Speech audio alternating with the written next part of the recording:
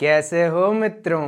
मेरा नाम है हिमांशु। आप सुन रहे हैं बिजी टॉक्स, जहां हम बैठे हैं ऐसे बिजी लोगों के साथ ये जानने के लिए कि एक एंटरप्रेन्योर के दिमाग के पीछे क्या होता है, कैसे बीतता है उसका दिन, आइडियाज, अपॉर्चुनिटीज, स्ट्रेटजीज जिनका उन्होंने किया इस्तेमाल और बने माला माल, ताकि आप बना सके वैसा ही बिजनेस कमाल। busy, busy, busy, busy, busy, busy, busy. A big business start small, Richard Branson ने कहा था। लेकिन उस छोटे बिजनेस को कैसे बड़ा बनाया जाए वो आज के इस एपिसोड में हम जानेंगे। हमारे साथ मौजूद है रेग्रो मीडिया के को फाउंडर और leading international e commerce and Amazon के एक्सपर्ट समय अख्तर, जो मदद कर रहे हैं बिजनेसेस को ब्रांड में बदलने के लिए अपने ट्रेड ट्रिक्स के जरिए। समय से आज हम जान ही लेंगे कि कैसे अमेजोन FBA और सेलिंग का इस्तेमाल करके ऑफलाइन बिजनेसेस ऑनलाइन स्पेस में जाके करोड़ों का रेवेन्यू और लाखों के प्रॉफिट्स जनरेट कर रहे हैं, और बहुत कम ही लोग इसके बारे में जानते हैं। तो समय, स्वागत है आपका बिजी टॉक्स के इस पहले एपिसोड में।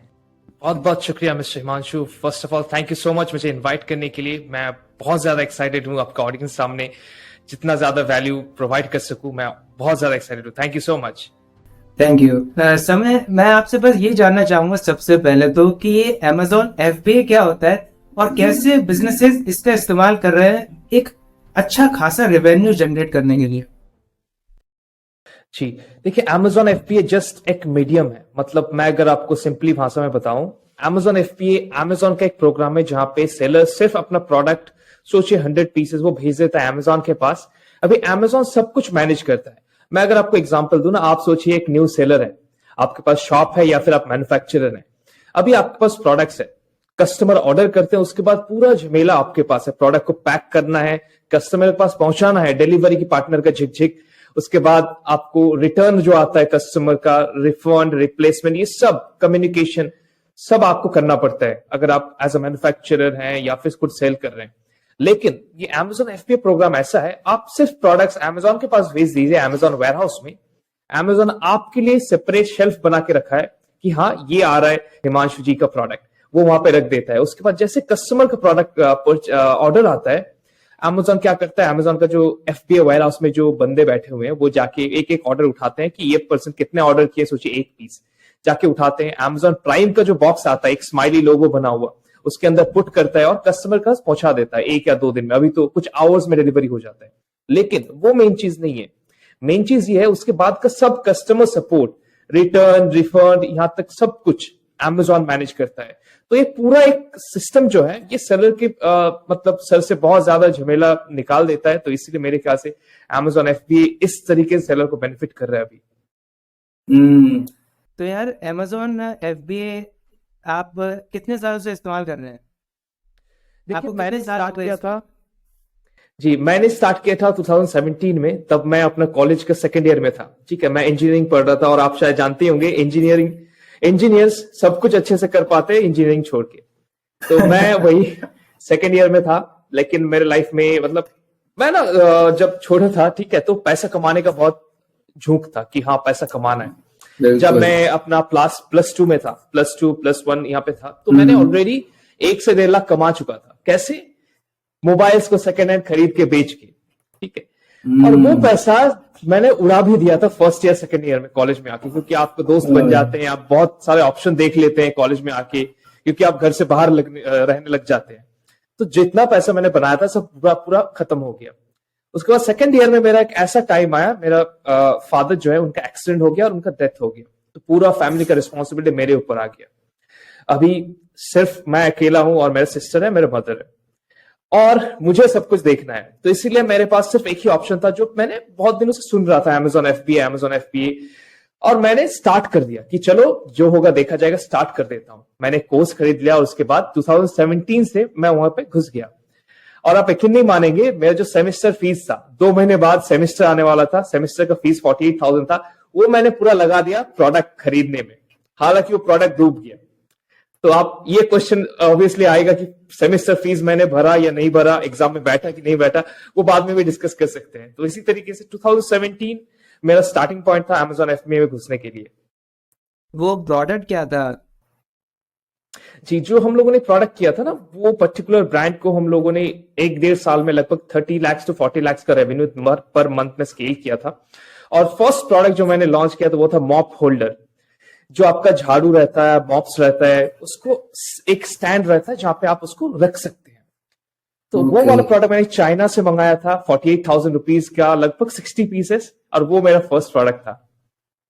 ओह, तो एक ई कॉमर्स के बंदे के पास पूरे दिन में क्या होता है, मतलब कैसे बीतता है आपका दिन?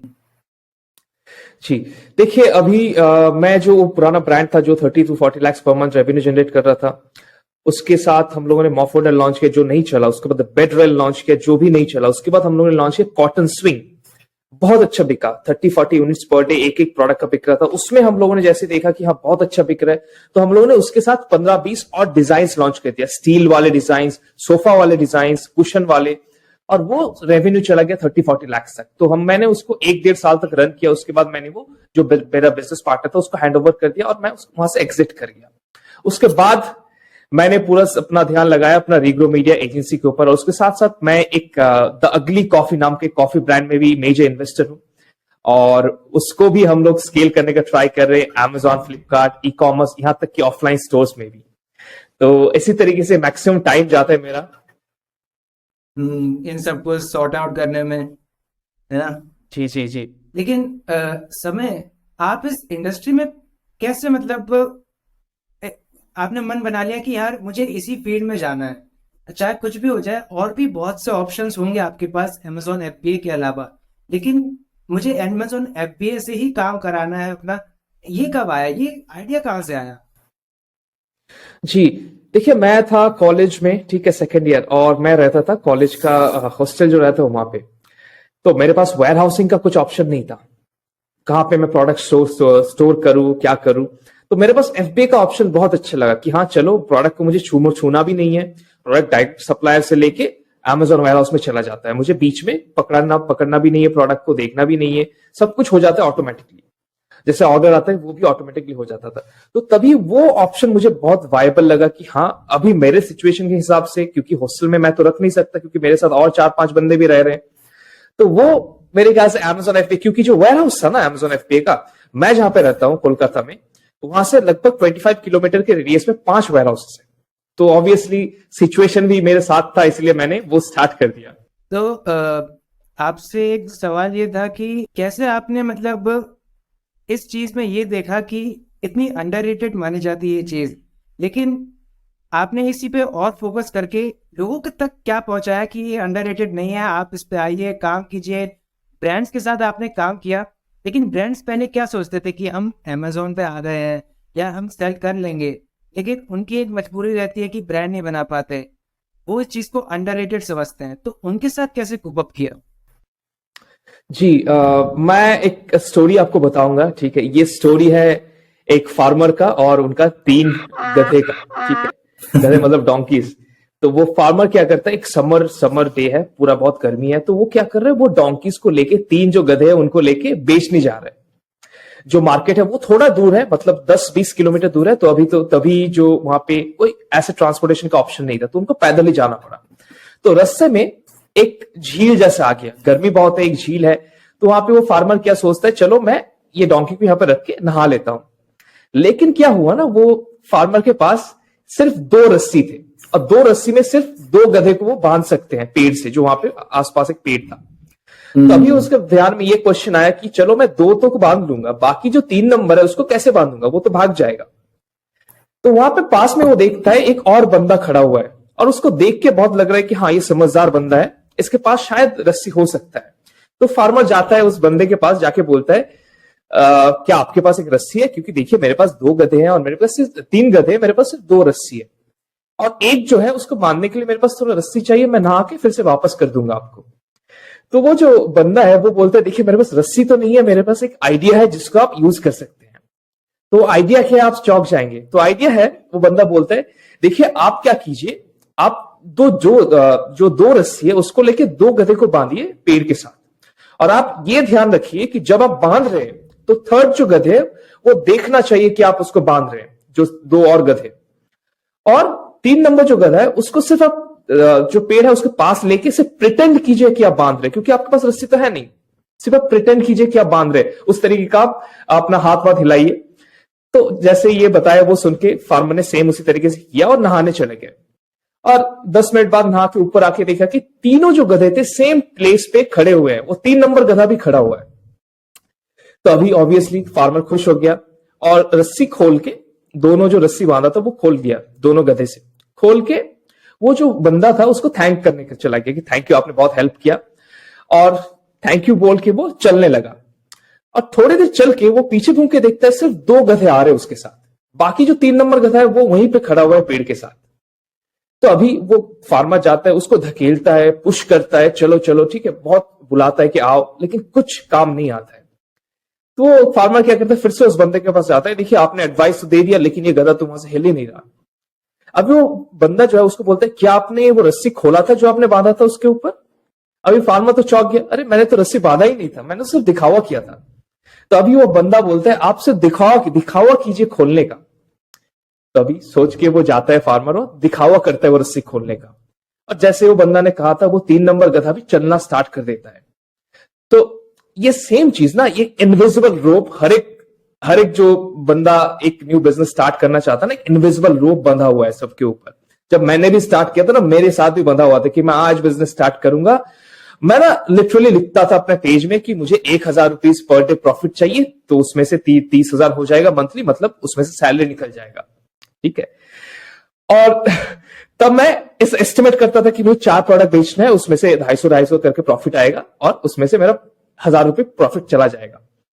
लेकिन ऑब्वियसली जितना टाइम जाता है, आप ये भी जानते हैं कि प्रॉफिट्स जो है या बिजनेस का सक्सेस रेट जो है वो आपको टाइम देना पड़ता है। और ये जो टाइम आप देते हैं ना, ये टाइम में ऐसा नहीं होता कि आप फेल कर रहे हैं।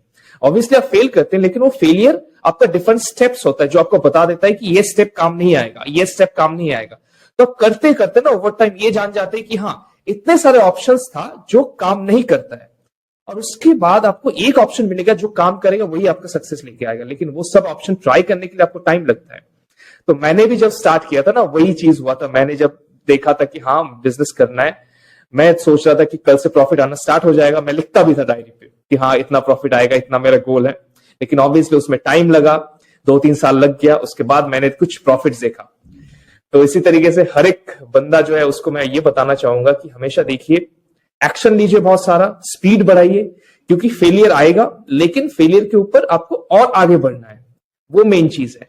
Speed is the main thing. और एक चीज ये है ना कि मेरे टीम में लगभग मेरे पास अभी 37 to 38 टीम मेंबर्स हैं हर एक डिपार्टमेंट में।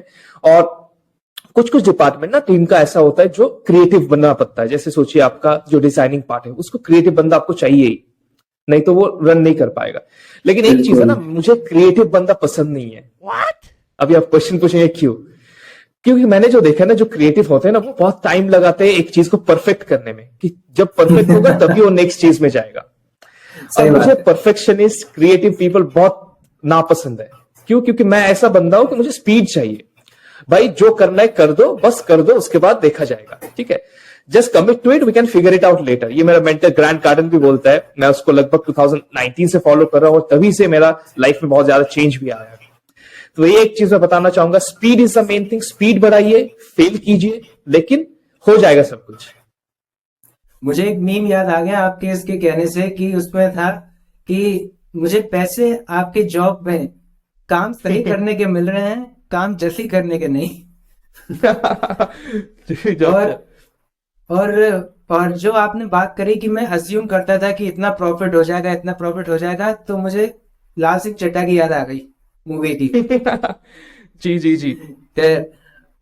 लेकिन आपको वो पहला ब्रांड कब मिला? मतलब कोई ब्रांड आया हो जिसने बोला हो कि यार आप मेरा ब्रांड बना दो यार, मैं बहुत परेशान हूँ, अमेज़न के ऊपर मैं सेल करना चाहता हूँ, ब्रांड मैं बन ही नहीं पा रहा, लोग मुझसे आगे जाते जा रहे हैं, लेकिन मुझे अपना एक अलग आइडेंटिटी चाहिए, अलग एक प्लान चाहिए। तो वो पहला कस्टमर, क्या एक्सपीरियंस रहा आपका?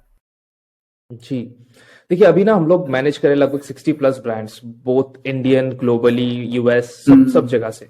और उसमें लगभग अगर आप कलेक्टिवली देखेंगे तो 80 मिलियन से 90 मिलियन यूएसडी का ईयरली रेवेन्यू वो जनरेट कर रहे हैं। और कुछ ब्रांड्स ऐसे हैं जो इंडियन सेलर है लेकिन यूएस में सेल कर रहे हैं, 28-30 करोड़ का रेवेन्यू जनरेट कर ले ईयरली बेसिस पे। और जब आप ब्रांड बनाने के बारे में सोचते हैं ना, तब हम जाके सेलर का जो माइंडसेट है उसको देखते हैं। और मैं ना ऐसे लोगों से मिला हूं, ऐसे लोगों से अभी बात करता हूं जो पूरा हॉस्पिटल को अडॉप्ट किए हैं, हॉस्पिटल स्कूल्स को अडॉप्ट किए हैं। मतलब आप सोच सकते हैं उनका माइंडसेट किस लेवल पे है। वो जब बात करते हैं आपको बात सुन के समझ जाएगा कि हाँ इनका माइंडसेट बन चुका है, लेकिन वो माइंडसेट उनका बनने में टाइम लगा। अभी वो टाइम तक वो समझ गए कि ब्रांडिंग कैसे होता है। अभी जब हम लोग एड रन करते हैं या कुछ भी करते हैं, या फिर कोई भी सेलर न्यू आता है, वो बोलता है कि हाँ देखो मेरा ये ब्रांड है, मैं अभी 30 लाख पर मंथ कर रहा हूं, मुझे ये बढ़ाना है। तो कैसे बढ़ाना है, क्या आप अभी क्या कर रहे थे और क्या आप गलत कर रहे थे, वो मेन चीज है देखना। तो बहुत सारे सेलर्स क्या करते हैं ना, ब्रांडिंग में ज्यादा फोकस नहीं करते। ब्रांडिंग मतलब क्या, ब्रांडिंग मतलब सोचिए, मैं आपको एग्जांपल दूं ना, सोचिए ये मैं मेरा कुछ ट्रेनिंग करवा रहा था, उसमें मैं ये एग्जांपल देता था। सोचिए आपका एक ब्रांड, हम लोगों ने एक प्रोडक्ट देखा था, प्रोडक्ट है आपका माइक्रो ब्रिसल वाला टूथब्रश। ठीक है, टूथब्रश आता है, उसमें ब्रिसल जो होता है बहुत नैनो, बहुत सॉफ्ट होता है। ठीक है, उसका बेनिफिट क्या रहता है ना, वो जो जिनका गम का प्रॉब्लम है या फिर सॉफ्ट गम्स है या फिर जिनका गम से ब्लीडिंग होता है, उनको वो ब्रश चाहिए होता है, क्योंकि नॉर्मल ब्रश बहुत हार्ड होता है, उससे और ज्यादा खराब हो सकता है उनका जो करंट हालत है। तो हमने क्या किया, चलो ये तो प्रोडक्ट है, इसमें सेल अच्छा खासा है, ये पता चल गया, लेकिन अभी ये प्रोडक्ट कौन खरीदेगा।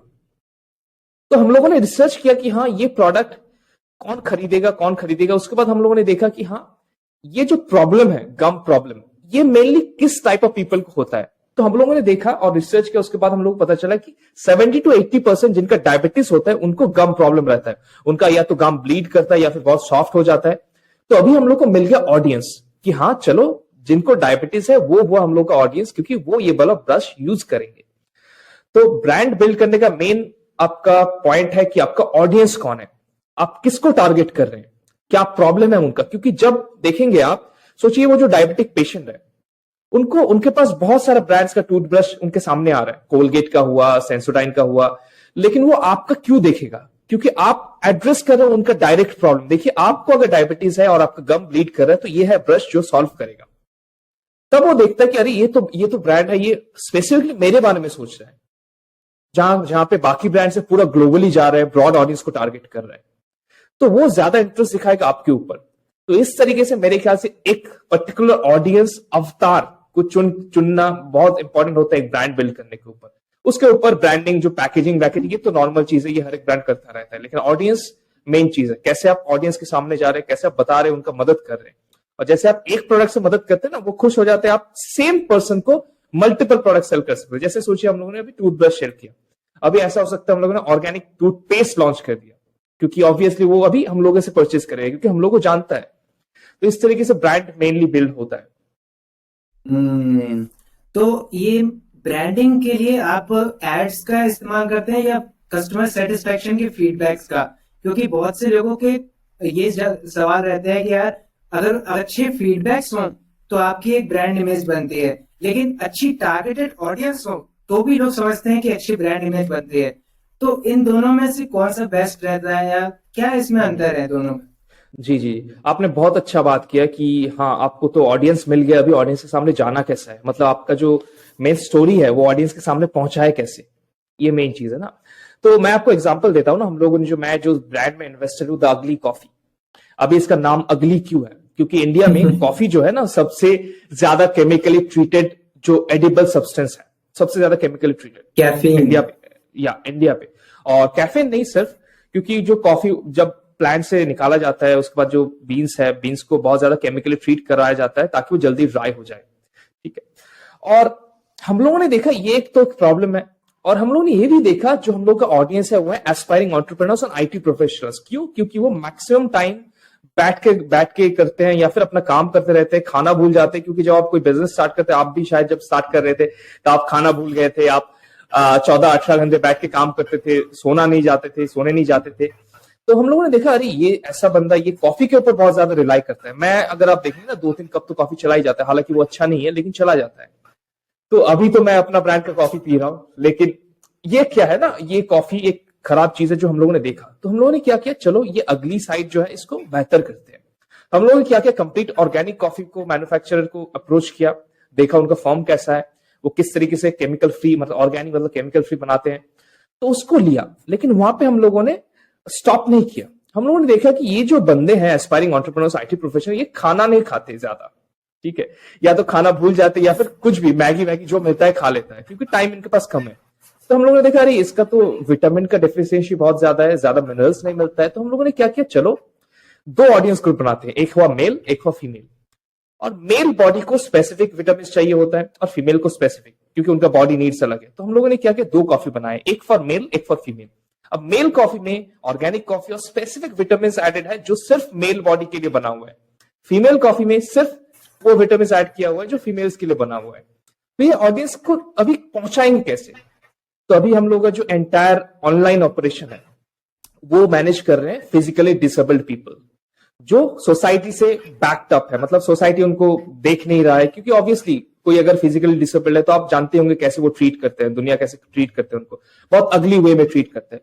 तो हम लोगों ने वही ट्राई किया, अगली पार्ट ऑफ द सोसाइटी को हम लोग एम्प्लॉयमेंट दे ताकि वो पार्ट भी सामने आ सके, अगली पार्ट ऑफ द सोसाइटी। और हम लोग का इंटायर ऑफलाइन ऑपरेशन है, क्योंकि हम लोगों का फूड ट्रक्स है, ठीक है, इंटायर जो ऑनलाइन ऑफलाइन ऑपरेशन है वो हम लोग मैनेज करवा रहे हैं by mentally disabled people. Mentally disabled मतलब क्या? मेंटली डिसेबल्ड मतलब जो सोचिए फैमिली उनको अपनाया नहीं है, उनका बहुत ज्यादा कर्ज था या फिर फैमिली ने उनको बाहर निकाल दिया, या फिर वो शायद ऐसा हो सकता है प्रिजनर है, जेल से बाहर आया, लेकिन उनका क्राइम इतना भी ज्यादा नहीं था कि सोसाइटी उनको माने ना, ठीक है, मतलब अभी वो अब सेकेंड चांस दे सकते हैं। तो उनको लेके हम लोग ऑफलाइन ऑपरेशंस मैनेज कर रहे हैं। और उनका जो पूरा स्टोरी है कि वो क्या स्ट्रगल कर रहे हैं, वो पूरा अपना जो फूड ट्रक है उनका साइड में एक बड़ा बैनर है, ठीक है, उसमें पूरा स्टोरी लिखा हुआ है, क्योंकि कस्टमर को जानना चाहिए कि वो कॉफी जिनसे ले रहे हैं उनका स्टोरी क्या है। तो अभी स्टोरी बन गया, ऑडियंस पता है कौन है, लेकिन पहुंचाएंगे कैसे ऑडियंस के पास अपना स्टोरी? तो हम लोग क्या कर रहे हैं ना, हम लोग जो लोकल, क्योंकि हम लोगों ने जो फूड ट्रक लॉन्च किया लोकली लॉन्च किया, ठीक है, अभी लॉन्च हुआ नहीं है, सब कुछ बन चुका है। हम लोगों ने फर्स्ट इन्वेस्टमेंट उठाया था एट 1.2 CR वैल्यूएशन, अभी second investment almost 1.5 crore investment हम टारगेट कर रहे हैं। तो हम लोग रीजनली जो रीजनल एक्टर एक्ट्रेसेस है, ठीक है, जैसे हुआ आपका सोचिए हम लोग यहाँ पे टॉलीवुड बहुत ज्यादा चलता है, बंगाली, ठीक है, तो रीजनल जो एक्ट्रेसेस है उनको एज ए इन्फ्लुएंसर हम लोगों ने यूज किया कि चलो ये मेरा प्रोडक्ट है, इसको आप प्रमोट कीजिए। जो लोकल सेलिब्रिटीज है, लोकल इन्फ्लुएंसर्स है, उनको हम लोगों ने अप्रोच किया, 5,000 24,000 25,000 ऑडियंस उनको अप्रोच किया, ताकि वो हम लोगों का बात, जो हम लोगों का स्टोरी है वो बाहर पहुंचा सके। तो इस तरीके से बात पहुंचाएंगे कैसे? फर्स्ट हुआ आपका इन्फ्लुएंसर्स, दूसरा हुआ सेलिब्रिटीज, मतलब PR बहुत अच्छा होना चाहिए, ठीक है। उसके बाद हुआ आपका एड्स। अभी एड्स कैसे आप रन करेंगे? आप कोल्ड आउटरीच तो पहले आपका होगा, आप ई-कॉमर्स में अगर आप सेल लेके आ रहे हैं तो कॉन्स्टेंटली टारगेटिंग करना होगा। तो मीडिया बाइंग ऑब्वियसली आपको रखना होगा आपका स्टोरी और पहुंचाने के लिए, लेकिन इन्फ्लुएंसर के पास जैसे आप जाएंगे आपका ब्रांड थोड़ा स्ट्रांग हो जाता है, क्योंकि कस्टमर देखते हैं हाँ वो थोड़ा नोन फेस है, उसके साथ अगर ब्रांड एसोसिएट हो रहे हैं मतलब कुछ तो है। मेरे ख्याल से ये कुछ ऑप्शंस है जो हर एक ब्रांड यूज कर सकता है, और हर एक ब्रांड अभी यूज कर रहे हैं, इन्फ्लुएंसर मार्केटिंग, टिकटॉक एड्स, ये सब यूज कर रहे हैं। तो इसमें इनबाउंड मार्केटिंग का ज्यादा यूज होता है कि आउटबाउंड का? नहीं, दोनों का सेम ही यूज होता है अगर आप देखें, क्योंकि हम लोग क्या कर रहे हैं ना, हम लोग जो, अगर आप पूछ सकते हैं ऑफलाइन मार्केटिंग का, तो ऑफलाइन मार्केटिंग में हम लोग क्या कर रहे हैं ना, हम लोग यहाँ पे कोलकाता में ऑटो रिक्शा, टोटो आपको पता है क्या है? नो, अभी टोटो बेसिकली ऑटो जैसा है, लेकिन वो इलेक्ट्रिक है कंप्लीटली। तो ऑटोज एंड टोटोज मिला के इंडिया में लगभग 3 से 4 लाख ऑटोज एंड टोटोज है इंडिया, सॉरी कोलकाता में, सिर्फ हम लोग के कोलकाता में, ये छोटा एरिया में। तो हम लोगों ने क्या किया, हम लोगों ने शू बॉक्स जैसा छोटा छोटा बॉक्स बनाया है, और वहां पे बॉक्स में लिखा हुआ है कि get paid 500 rupees to taste our coffee, और वहां पे छोटा छोटा सैशे है जो वहां पे दे रहे हैं। अभी जैसे वो एक सैशे लेता है ना, उनके पास ऑप्शन आ जाता है, वो स्कैन करते हैं अपना QR कोड, उनको स्टेप्स मिल जाता है क्या करना है ताकि उनको पैसा मिले, और वो जाके वहां पे जैसे अपना एक कंटेंट बनाते हैं कॉफी को यूज करते हुए, कॉफी को पीते हुए, और हम लोग को टैग करते हैं, तो वहां पे कंटेंट बन गया, यूजर जनरेटेड कंटेंट, और उसके बाद हम लोग उनको पैसा दे देते हैं, चलो 50-500 रुपए या 800 रुपए, डिपेंडिंग ऑन उनका कंटेंट कैसा है। ये हुआ यूजर जनरेटेड कंटेंट, तो ये बहुत ज्यादा वैल्यूएबल होने वाला है। तो मेरे ख्याल से इनबाउंड आउटबाउंड दोनों आपको करना होगा, लेकिन वो ऑब्वियसली डिपेंड करता है कौन से स्टेज में आप करें, क्योंकि कॉस्ट बहुत ज्यादा इन्वॉल्व होता है। अगर कोई भी आप हेल्थ चीज के ऊपर प्रमोट करते हैं ना, कॉस्ट बहुत ज्यादा इन्वॉल्व होता है। तो आपका स्टार्टअप बूटस्ट्रैप है कि इन्वेस्टमेंट है, फंडिंग उठाई है आपने? नहीं, ये फंडेड है। फंडेड है, ओके। तो एज एन इन्वेस्टर, अगर आप इन्वेस्टर की पॉइंट ऑफ व्यू से देखें तो वो क्या देखता है कि एक स्टार्टअप में यार ये चीज होनी चाहिए, इसके बिना तो मैं इन्वेस्ट ही नहीं करूंगा? या इन्वेस्टर्स ने आपके ऊपर क्या देखा ऐसा कि उनको लगा कि हाँ मुझे ये छोड़ना नहीं है, आज तो मुझे इस पे करना ही, ये करना है इन्वेस्ट। देखिए, फाउंडर्स का अलग गोल रहता है, इन्वेस्टर्स का अलग गोल रहता है हमेशा। ठीक है, आप नोटिस करेंगे इन्वेस्टर्स को पैसा निकाल के भाग जाना है, ठीक है, और फाउंडर्स का गोल रहता है कैसे मैं अपना ब्रांड को और बड़ा बनाऊं। ठीक है, तो इन्वेस्टर आप देखेंगे एक पॉइंट तक रहता है, उसके बाद उनका सिर्फ मौका चाहिए कब वो वैल्यूएशन बढ़े, वो निकल जाए। और एज अ फाउंडर, ठीक है, आपका पास ये ऑप्शन है कि आप उसको कैसे और स्केल करें और बेहतर बनाएं। तो मेरे ख्याल से दोनों पर्सपेक्टिव देखना बहुत जरूरी है। लेकिन मैं अगर देखता हूं ना, तो मैं ये आइडिया मेरा था, ठीक है, ये स्टार्ट करने का, अगली कॉफी, ये ब्रांड ने बहुत दिनों से मेरे मन में था कि चलो इसको स्टार्ट करना है। और इसके साथ मुझे एक को फाउंडर मिला जो अभी पूरा मैनेज कर रहे हैं। तो वही चीज है कि हाँ, इन्वेस्टर का गोल अलग रहता है, लेकिन मेरा तो गोल है एज अ फाउंडर ही है इसके साथ। तो वही बड़ा बनाना है, फ्रेंचाइजी मॉडल पे जाना है, बहुत बड़ा गोल है इसके साथ। तो वही उसी के ऊपर अभी लगे हुए हैं। तो आपने सोचा कि आपके सामने एमबीए चाय वाला या चाय सुट्टा बार जैसे कॉम्पिटिटर्स हैं, उनको कैसे बीट करने का कोई स्ट्रेटेजी बनाई आपने? देखिए, मैं आपको एक चीज बताता हूँ ना, कॉफी इंडिया में बहुत प्रीमियम ड्रिंक समझा जाता है, ठीक है। अगर आप पूछेंगे कॉफी पीना है, अब दोस्त लोग को बताएंगे तो बोलेगा नहीं, 50-60 रुपए लगेगा, ठीक है। तो हम लोग का मेन गोल क्या है ना, कॉफी को चाय के प्राइस में लेके आने का। 10 रुपए में हम लोग का कॉफी सर्व कर रहे हैं। और मेन हम लोग का जो स्टोरी है वो है अपना अगली क्यों है उसका स्टोरी। तो वही मैं मेनली दिखाना चाह रहा था, कैसे हम लोग एम्प्लॉयमेंट प्रोवाइड कर रहे हैं फिजिकल डिसेबल्ड, और कैसे अगली साइड ऑफ सोसाइटी लेके आ रहे हैं, कैसे अगली कॉफी को हम लोग बेहतर बना रहे हैं। वही मेन चीज है हम लोग जो दिखाना चाह रहे हैं। आपने बताया था कि एक फेलियर से आप आ रहे थे जब आपने रेग्रो मीडिया का फाउंड किया। तो रेग्रो मीडिया को बनाते समय कैसे कैसे फेलियर्स आपको देखने को मिले? जो हमारे यंग एंटरप्रेन्योर्स हैं, उनको ये जानने का बहुत अमन रहता है कि यार अगर बीच में जर्नी में कोई फेलियर आता है तो वो किस तरीके के फेलियर्स रहते हैं। आपके साथ जी कैसे जी जी फेलियर्स देखने को मिले? जी, जब मैंने एजेंसी स्टार्ट किया था रेग्रो मीडिया, तो मेनली मैं आपको बताऊं, आपको मैं एक क्वेश्चन पूछूंगा, आप कितने घंटे काम करते हैं हर एक दिन? मेरा अराउंड 12 आवर्स तक हो जाता है। बाकी चलिए 8 बारह घंटे बस चौदह हो जाता घंटा हूँ 2 मिनट में। हाँ, चलिए 12-14 घंटा आप काम करते हैं, बहुत ज्यादा, बहुत मेहनत कर रहे हैं आप। तो आप अकेले बंदे सोचिए 12 घंटे काम कर रहे हैं, ठीक है। अगर आप मुझसे पूछेंगे मैं कितना घंटे काम कर रहा हूं, तो मैं आपको कैलकुलेट करके अभी बता रहा हूँ, रुकिए, क्योंकि ये इतना बड़ा नंबर है, मुझे कैलकुलेट करके बताना पड़ेगा, ठीक है। तो मैं हर एक दिन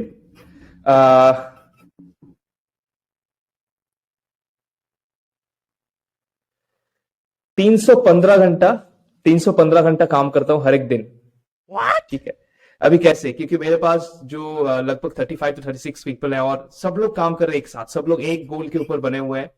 तो मैं, मेन जो प्रॉब्लम था ना मेरा, मैं ये समझता था जब मैंने स्टार्ट किया था कि चलो अकेले सब कुछ कर लेंगे, लेकिन आप बहुत जल्दी ये पहचान जाते हैं कि अकेले कुछ नहीं होता है।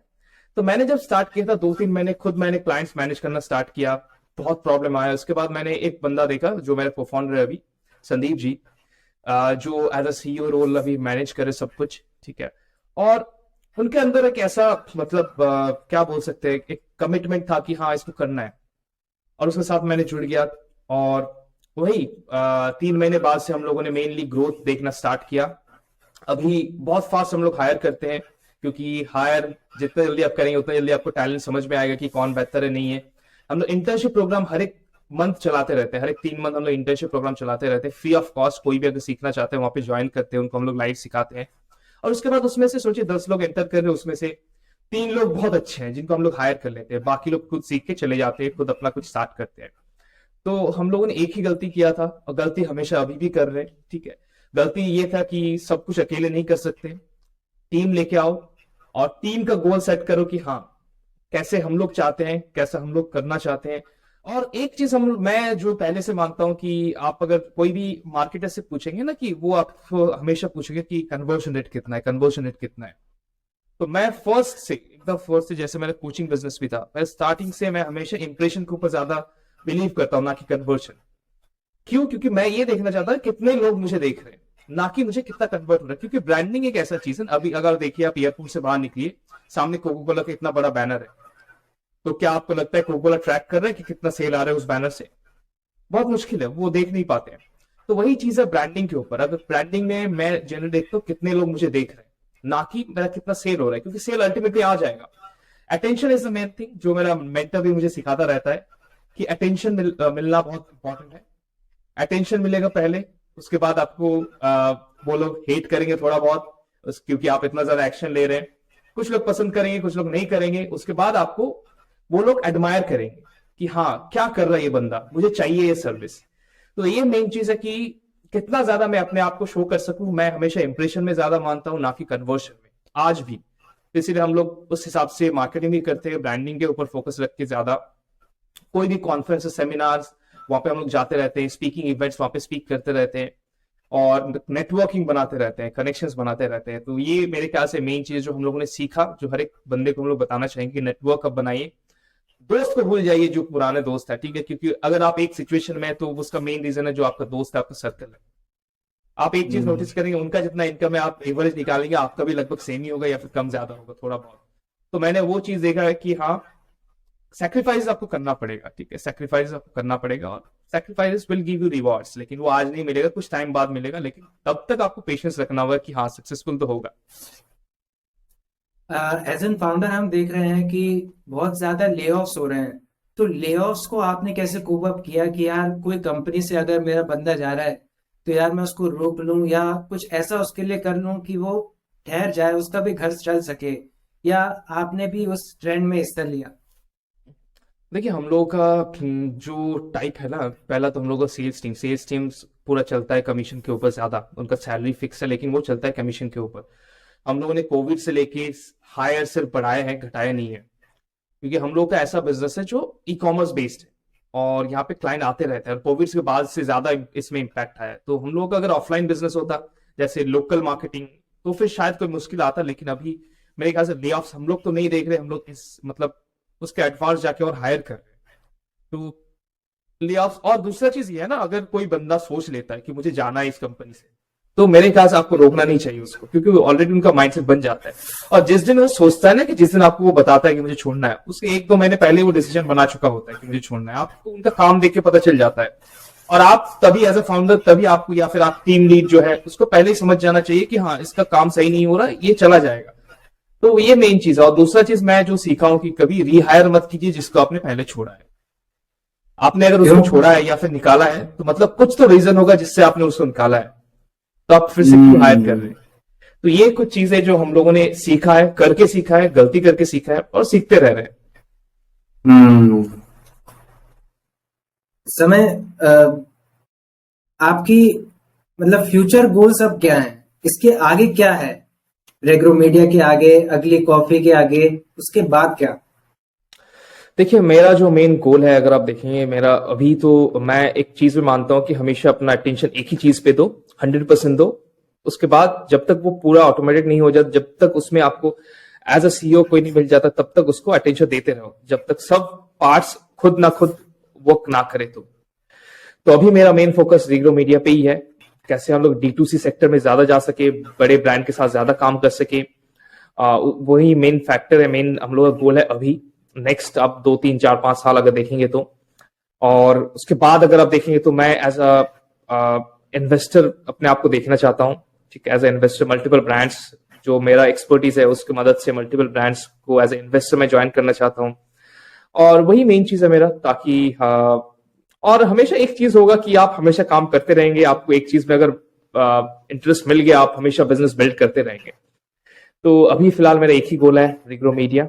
उसके बाद जो आएगा, जिस हिसाब से आएगा, वो तो देखा जाएगा, क्योंकि आदमी चेंज होता रहता है, आदमी का डिसीजन चेंज होता रहता है।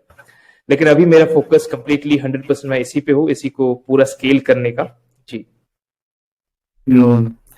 तो आप उन लोगों को क्या कहेंगे कि जो ई कॉमर्स के सेक्टर में जा रहे हैं, अपना स्टार्टअप बना रहे हैं या Amazon FBA का इस्तेमाल करके ग्रो करना चाहते हैं, तो उनको किस चीज के लिए तैयार रहना चाहिए?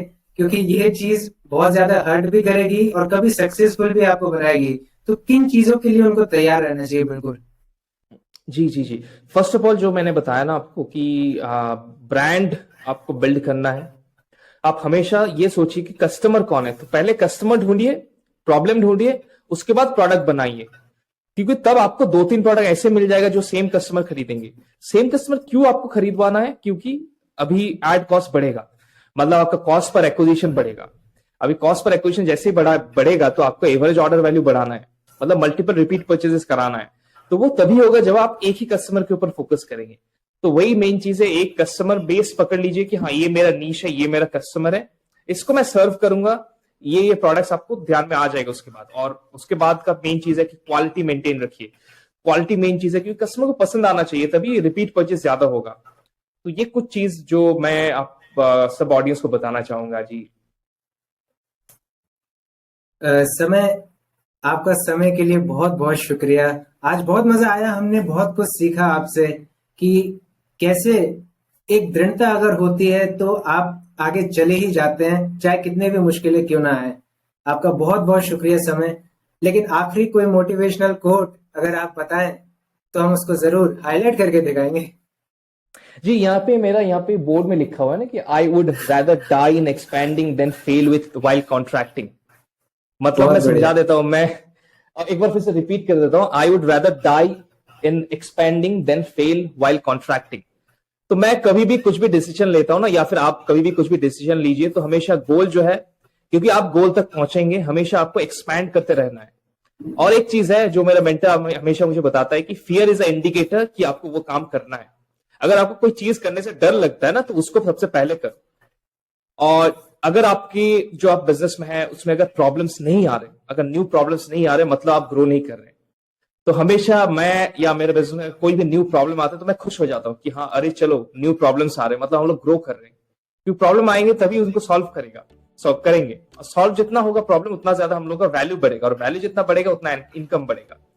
तो वो मेन चीज है। एक्शन लेते रहिए, speed is the main thing. Speed बढ़ाइए, ठीक है। स्पीड, बहुत सारा एक्शन लीजिए, बहुत जल्दी लीजिए और कर दीजिए बस। When everything is coming in your way, you are on the wrong lane. Exactly, problems बढ़िया है, प्रॉब्लम्स को अच्छे तरीके से देखिए। बहुत बढ़िया। और ऐसी ही अमेजिंग बिजी बातें आपको पता चलती रहेंगी इन्वेस्टर्स के साथ, बिजनेसमैन के साथ, एंटरप्रेन्योर्स के साथ, स्टार्टअप फाउंडर्स, इवन क्रिएटर्स भी। तो क्या आप बिजी हो या नहीं हो, सब्सक्राइब का बटन दबा के पता चल जाएगा। हम मिलते हैं अपने अगले एपिसोड में, तब तक के लिए बी बिजी।